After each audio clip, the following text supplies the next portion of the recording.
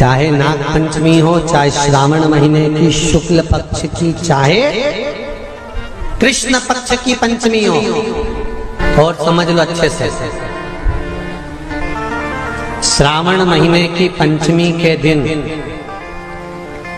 देवाधिदेव महादेव पर चढ़ाई गई शमी पत्र आस्तिक मुनि का नाम लेकर, कौन से मुनि? आस्तिक मुनि का नाम लेकर शमी पत्र को वापस उठाकर उसको अपने दरवाजे की चौखट पर कहीं पर भी या द्वार पर कहीं पर भी एक ओर रख देने पर घर के अंदर, बगीचे के अंदर सर्प प्रवेश नहीं करता। ध्यान रखिए, सर्प प्रवेश नहीं करेगा।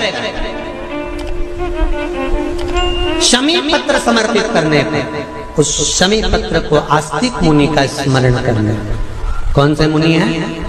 आस्तिक मुनि का स्मरण करने पर भीतर घर के अंदर बगीचे में सर्प भी प्रवेश नहीं। उस शमी पत्र में जया, विषहरा, शामली वारी, दौतली और देव, ये पांचों कन्याओं का भाव प्रकट हो जाता है और वो कन्याएं हमारे घर के द्वार की रक्षा करती हैं। तुम्हारे घर की बहन बेटी क्या करती है?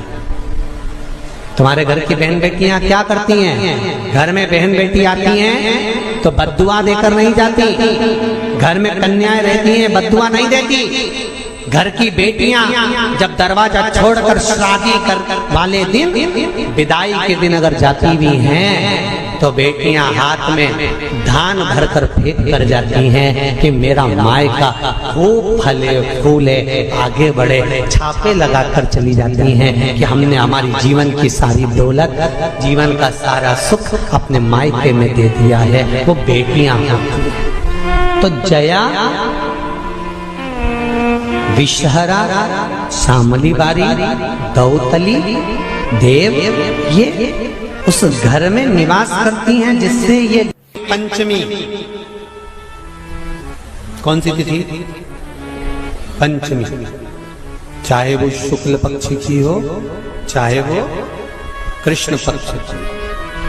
श्रावण महीने की पंचमी के दिन शंकर भगवान पर जिस परिवार के व्यक्ति का कांवड़ जल हमने बताया है आपको, जरूरी नहीं है कि डंडा बांधकर 2 कावड़ के जल के लोटे लेकर जाओ, आप अपने हाथ में भी 2 पात्र लेकर जा सकते हैं। पंचमी तिथि के दिन हाथ में 2 लोटे जल के, 2 कलश जल के जब हम शंकर भगवान को चढ़ाते हैं तो ऊपर जो कमंडल होता है शिव जी के ऊपर जलधारी होती है, जिसमें जया, विषहरा, शामली बारी, दौतली और देव, शंकर भगवान की 5 बेटियां जिसमें विराजमान होती हैं। जब हम जल समर्पित करते हैं, हमारे पीढ़ी में, परिवार में अगर कोई अधोगति में मर गया होता है, कुंवारी अवस्था में चले गया होता है, गर्भ में मर गया होता है, गर्भ के बाहर निकलकर भी अगर कुंवारी अवस्था में चले गया होता है, तो श्रावण महीने की दोनों पंचमी पर परिवार का अगर कोई एक व्यक्ति भी जल चढ़ा देता है शंकर भगवान पर, तो सर्प की योनि में नहीं पड़ता, जीव मुक्त हो जाता, प्रेत योनि में, सर्प की योनि से मुक्त हो जाता।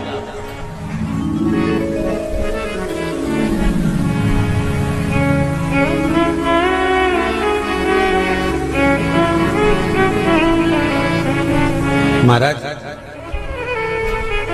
हमारे यहाँ सांपों की पूजन कौन से दिन होती, कौन सी तिथि में करते हैं? जम के बोलो जरा। नाग पंचमी। नाग पंचमी का मतलब क्या है? सांपों की पूजन करो। नाग पंचमी का मतलब होता है शंकर जी के मंदिर में जाकर 1 लोटा जल समर्पित कर दो। उसका कारण क्या है कि हमारे परिवार में, हमारे कुटुंब में कोई 7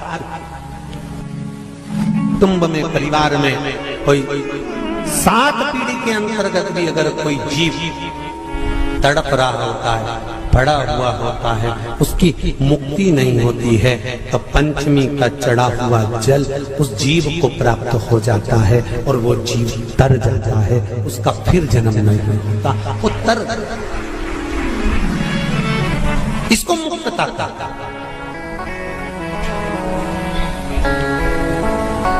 इसको मोक्ष का।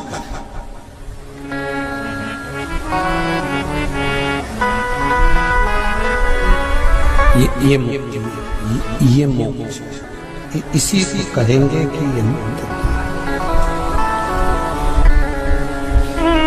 महाराज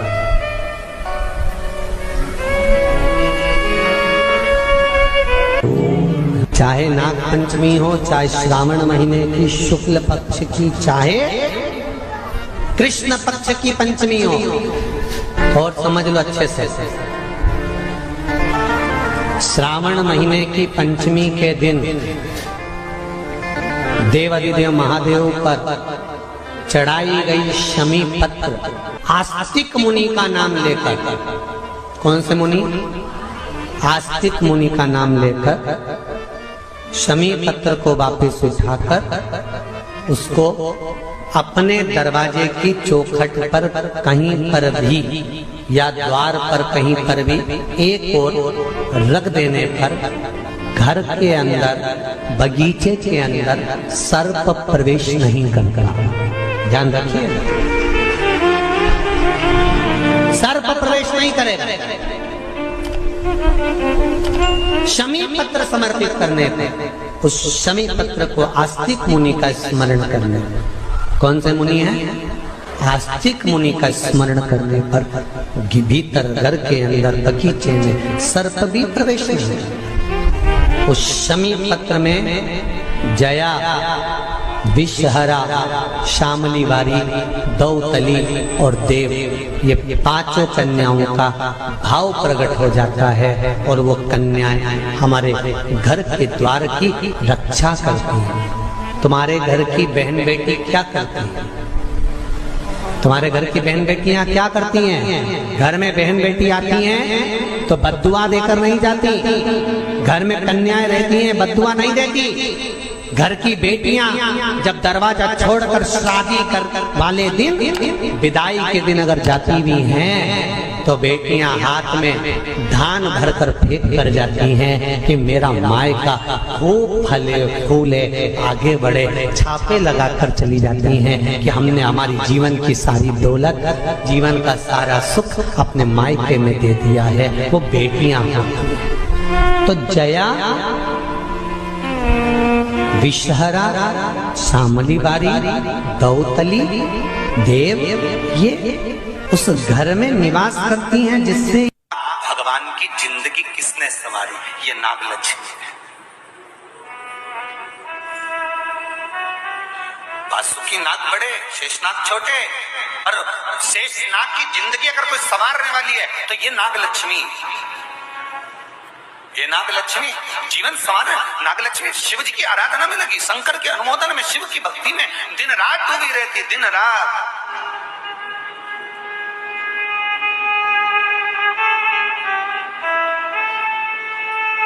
कितना सुंदर संवाद है। पान की बेल में, पान, पान जानते हो? तांबुल, जो खाने वाला पान होता है, पान की बेल में चारों तरफ से बेल लगाकर नागलक्ष्मी उसमें बैठ कर शिव की आराधना करती थी। इसलिए आज भी शास्त्र के हिसाब से देखा जाए तो सबसे ज्यादा सांप, सबसे ज्यादा सर्प, सबसे ज्यादा नाग नागिन, सबसे ज्यादा सर्प अगर कहीं रहते हैं तो जहां पान की खेती होती है, जहां पर तांबुल उत्पन्न होता है, जहां पान की बेल होती है, सबसे ज्यादा सांप वहीं पर पाए जाते हैं। सबसे ज्यादा सांप वहीं पर जाते हैं। और जो पान उतारने वाले रहते हैं, पान तोड़ने वाले रहते हैं, पान बेचने वाले रहते हैं, जिनको हमारे यहाँ सहज भाषा में चौरसिया कहते हैं, इनका एक विधान रहता है कि सांप पान के उस बेल में चारों तरफ रमे रहते हैं। पान की बेल में सांप के बच्चे चारों तरफ भ्रमण करते रहते हैं, और चौरसिया पान उतारने वाला, बेल में से पान तोड़ने वाला, सांप के बच्चों को उठाकर, सांप को उठाकर उधर रख देता है और पत्ते तोड़ लेता है, पत्ते तोड़ लेता है। उसको सर्प नहीं डसते। क्यों? क्योंकि यहाँ पर वर है इन चौरसियाओं को। कई चौरसिया लोग सोचे होंगे कि हम नाग की पूजन करते हैं, हम सर्प की पूजन करते हैं, नाग पंचमी पे हम सर्प का स्मरण करते हैं, हमारे कुल देवता के रूप में हम सर्प पूजते हैं। पर कभी चौरसिया ने विचार करा कि आखिर तुम्हें कौन सा वर प्राप्त हुआ कि तुम्हें सर्प नहीं डसेगा? तुम्हें कौन सा वर प्राप्त हुआ कि सांप तुम्हें नहीं काटेगा? पान उतारते समय, पान तोड़ते समय, पान को ले जाते समय सर्प तुम्हें डस नहीं करेगा। क्योंकि जिस समय पर नाग लक्ष्मी भगवान शिव की आराधना करती है पान की बेल के पास में, उस समय पर एक सहज भाव में, एक ग्रामीण, एक सहजता उस नागिन को आते हुए देखता था, नाग लक्ष्मी को आते हुए देखता था। जो नागिन कभी तो सुंदर स्त्री का रूप, लक्ष्मी जैसा रूप बना लेती है, और कभी नाग का रूप बना लेती है।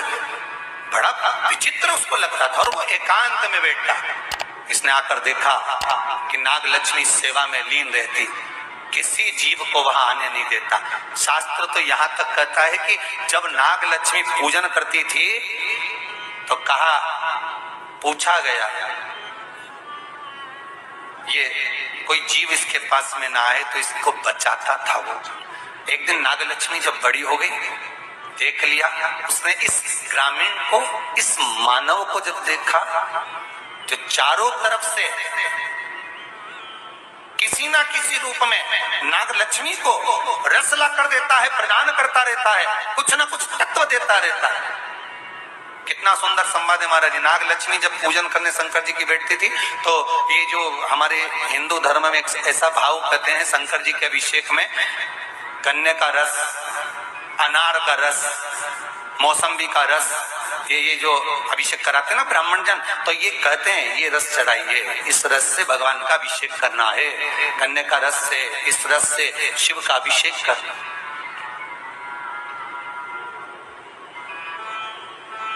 पुला कर देता है, रख देता है। तो रोज नाग लक्ष्मी को रोज आश्चर्य होता कि आखिर ऐसा कौन है जो लाकर रोज रख देता है, कौन है ऐसा?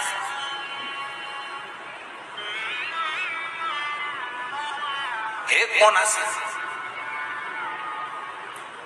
आज नाग लक्ष्मी ने उस जीव को देख लिया, उस मनुष्य को देख लिया,